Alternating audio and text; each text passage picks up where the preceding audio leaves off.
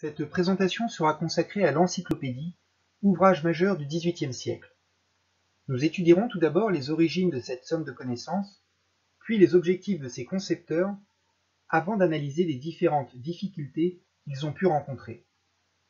Nous ferons ensuite quelques remarques sur le célèbre frontispice dessiné par Charles-Nicolas Cochin et sur les stratégies argumentatives à l'œuvre dans l'Encyclopédie.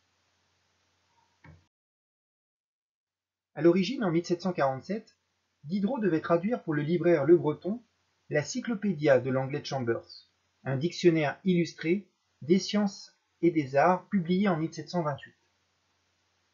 Cependant, le projet initial va être modifié et va aboutir à l'entreprise de l'Encyclopédie dont Diderot fut chargé en 1747. La traduction devient alors création.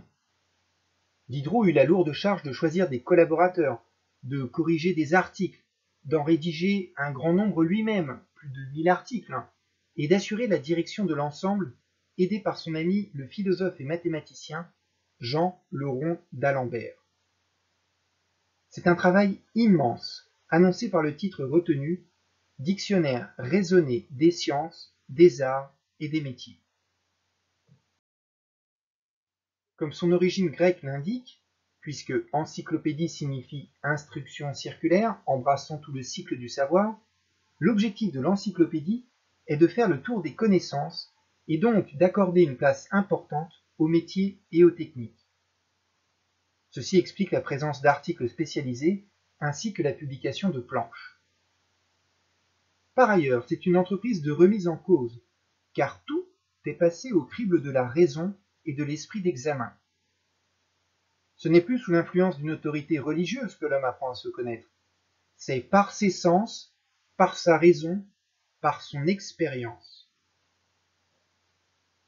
L'homme encyclopédique est un être, je cite, sentant, réfléchissant, pensant. C'est dans l'article homme.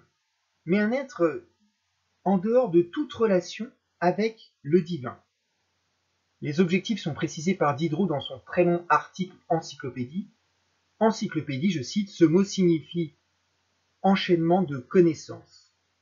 En effet, le but d'une encyclopédie est de rassembler les connaissances éparses sur la surface de la Terre, d'en exposer le système général aux hommes avec qui nous vivons et de le transmettre aux hommes qui viendront après nous. Il faut tout examiner, tout remuer, sans exception et sans ménagement. Cette entreprise de profonde remise en cause invite en parallèle à faire preuve de tolérance, en stigmatisant toutes les atteintes à la liberté de pensée, de croyance et d'expression. Cet appel à la tolérance ne va pas être partagé par tout le monde, puisque l'encyclopédie heurte le pouvoir politique, le clergé et certaines mentalités de l'époque.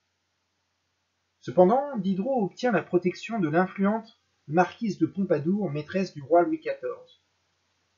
L'année 1751 voit la parution du premier volume, précédé du discours préliminaire de d'Alembert. Le rythme de publication sera soutenu et régulier, à hauteur d'environ un volume par an, malgré les nombreuses difficultés rencontrées.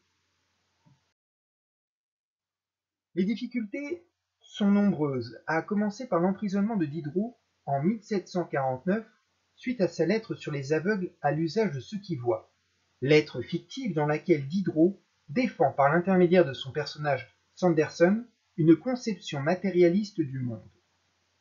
Pour lui, la nature n'est que le produit accidentel et passager de combinaisons multiples, et l'homme n'est qu'un hasard de cette nature en évolution.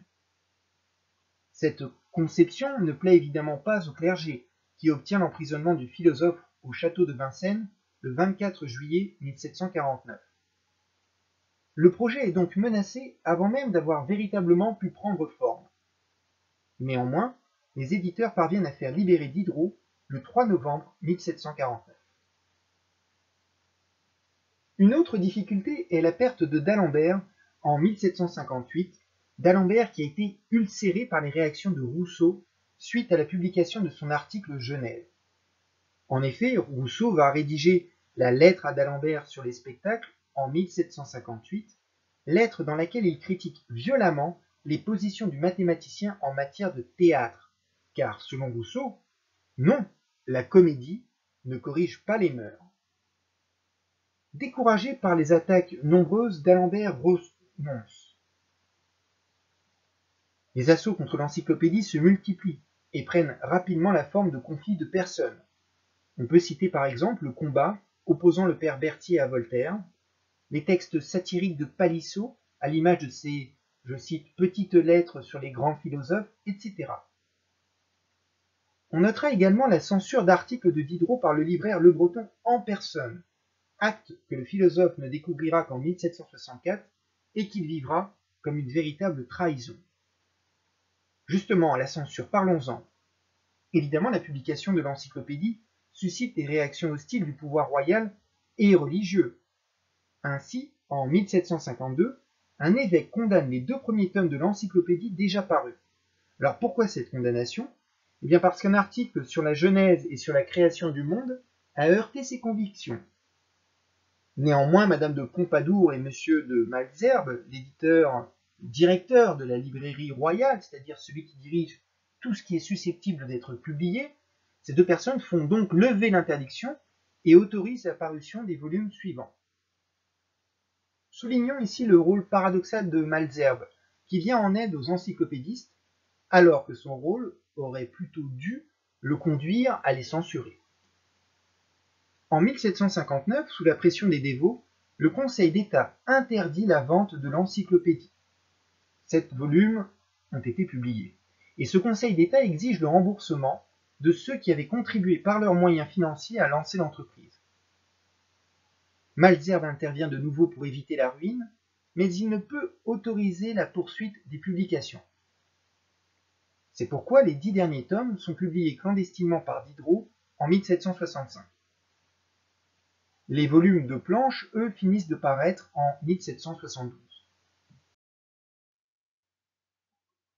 Malgré toutes ces difficultés, l'entreprise est parvenue à voir le jour et a même connu un vif succès dès la parution du premier tome.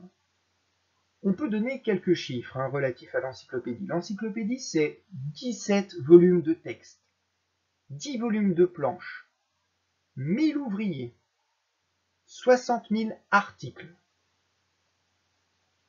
24 000 exemplaires de l'encyclopédie ont été publiés entre 1751 et 1789. Et pour la petite anecdote, le prix d'un volume, à l'époque, était plus élevé que ce que gagnait un ouvrier en un mois de travail. Observons à présent le frontispice de l'encyclopédie dessiné par Charles-Nicolas Cochin fils et gravé en 1772 par Benoît-Louis Prévost. Appuyons-nous tout d'abord sur l'extrait de l'explication du frontispice par d'Alembert lui-même. Sous un temple d'architecture ionique, sanctuaire de la vérité, on voit la vérité enveloppée d'un voile et rayonnante d'une lumière qui écarte les nuages et les disperse. À droite de la vérité, la raison et la philosophie s'occupent l'une à lever, l'autre à arracher le voile de la vérité. À ses pieds, la théologie agenouillée reçoit sa lumière d'en haut. En suivant la chaîne des figures, on trouve du même côté la mémoire, l'histoire ancienne et moderne, l'histoire écrit les fastes, et le temps lui sert d'appui. Ainsi, ce frontispice assure d'une part sa fonction d'ornement, mais il annonce aussi d'autre part les enjeux de l'encyclopédie à l'aide d'allégories. La vérité dissout les nuages placés autour d'elle et éclaire toutes les autres allégories. Signe de sa supériorité, elle est d'ailleurs placée au-dessus des autres. Elle résiste en vain aux 2 mains qui arrachent son voile pour mettre son visage à nu, les mains de la raison triomphante et celles également de la philosophie, qui semble dominer et englober toutes les autres disciplines. À propos de l'imagination à gauche, en train d'offrir sa guirlande de fleurs, on peut l'interpréter comme étant une volonté de rendre la vérité plus belle, plus attrayante. On perçoit ainsi l'ambition affichée par les encyclopédistes de vulgariser le savoir dans des ouvrages accessibles à tous. Seul personnage à tourner le dos à la vérité, la théologie, qui tient une Bible à la main et qui est prosternée devant une autre divinité. On se souviendra au passage du long combat qui a opposé les encyclopédistes aux jésuites, tenant d'un savoir plus traditionnel, qui conciliait tant bien que mal croyance en Dieu et rationalisme. Bon, ce combat, vous le savez, il s'est achevé par l'expulsion des jésuites hors de France après 1764.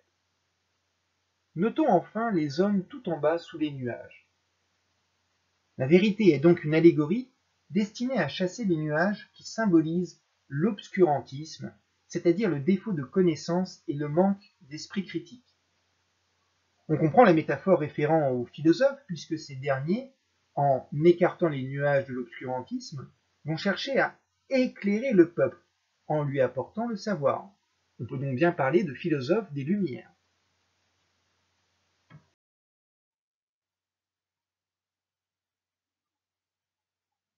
Pour contourner la censure, les philosophes des Lumières multiplient ce que Diderot appelait les ruses de raison. En voici quelques-unes.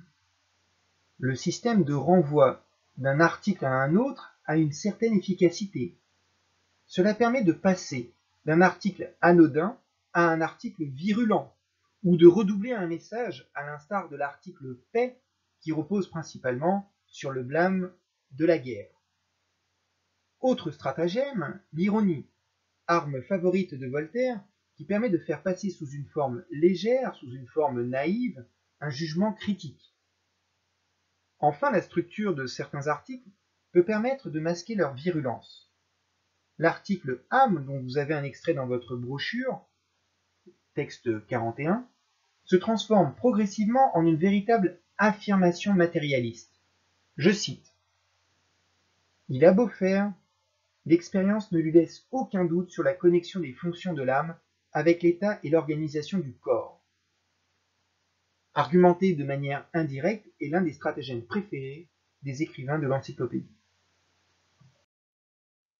En conclusion, Diderot n'aura jamais abandonné malgré tous ces obstacles.